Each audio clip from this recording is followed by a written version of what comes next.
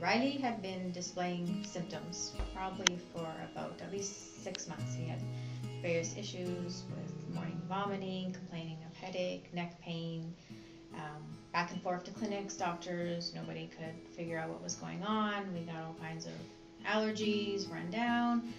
It was finally Riley's grade 1 teacher who really approached me and said, I'm really concerned. I'm seeing things at school that just, he's disoriented, and I really think you need, she said, I want to write a letter and I want you to bring it back to the doctor and get back in to see the doctor and give him the letter so he can read, because she said, I'm just concerned, I don't know what's going on. So I'm like, okay, fine. Now this was December 21st, 2001. This was on a Friday. Took him back to the doctor with the letter. This time the doctor did some motor skill testing, which he failed. So then he sent us over to a pediatrician, and the pediatrician did the same test. We went over what had been going on with him, and he said, well, I think the next step is we need to book him into a hospital and have a CAT scan done just to kind of see what's going on.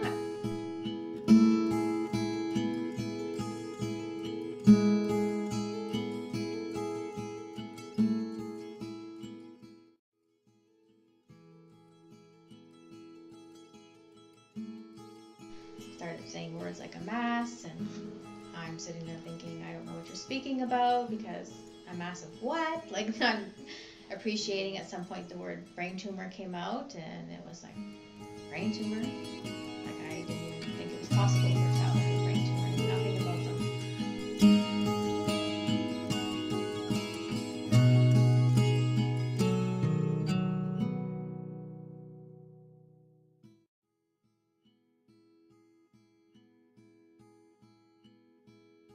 So we spent 3 months in London. We had 19-hour surgery to remove the initial brain tumor. It had spread down his spine.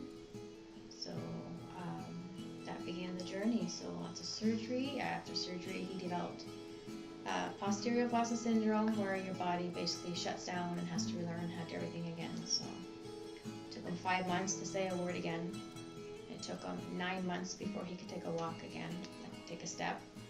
He was on a feeding tube for 2 years, at the same time while undergoing treatment. So he's trying to recover and doing all these therapies, but he's still so sick from doing chemotherapy and radiation. So it was a very long journey.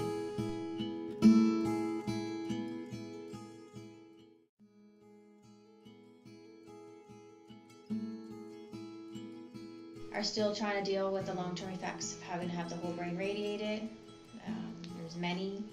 Every year we seem to learn more and more things, or we see more things come up because of having the whole brain radiated.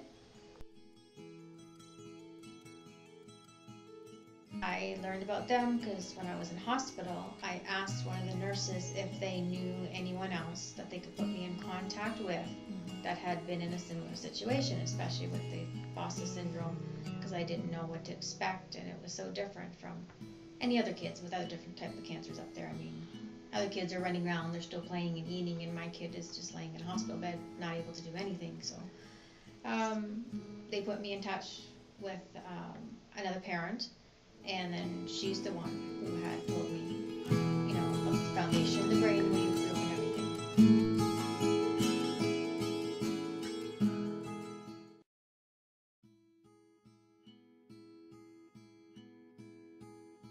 And actually, though, it was the surgeon, Dr. Ranger up in London, when we met with her on the Sunday, December 23rd, to talk about the brain tumor. She already knew which one it was. She already had it diagnosed. She knew which one. She figured it was. She actually had given us the Pediatric Handbook, which was invaluable to us. It really was, because, like I said, we did not know anything about brain tumors, had no clue.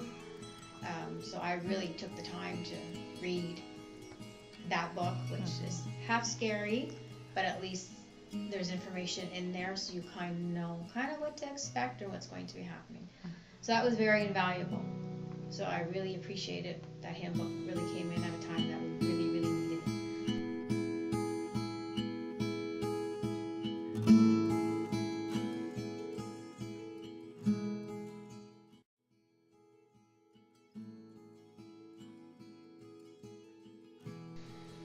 And from there, I said, then we got involved with the BrainWAVE, and so just to this day, we're still involved with the BrainWAVE. We do the spring sprints. I volunteer my time down in Windsor. I've helped with health expos. We do the conference days every year, which I also find very invaluable. I always learn at least one new thing a year.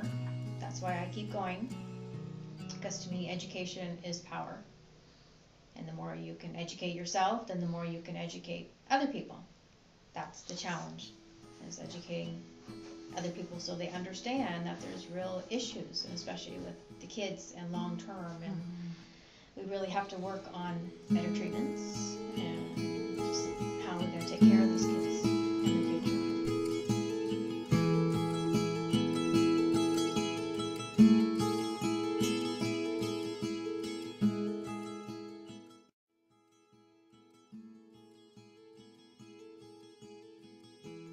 The foundation, I just find they're so passionate. They really want to help people, which is so nice to see.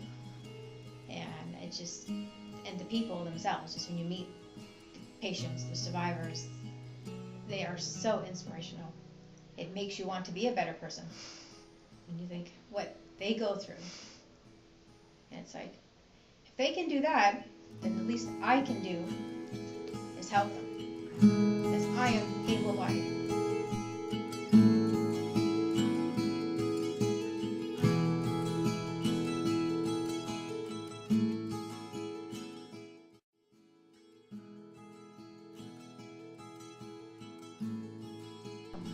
Just really, you are not alone, and there really are resources out there, and don't give up. Like, you might have to make a lot of phone calls, but don't give up. There is help there. You just sometimes have to work through whatever you have to work through, but you'll get there, and there is help, and there is other people, and there is people that understand.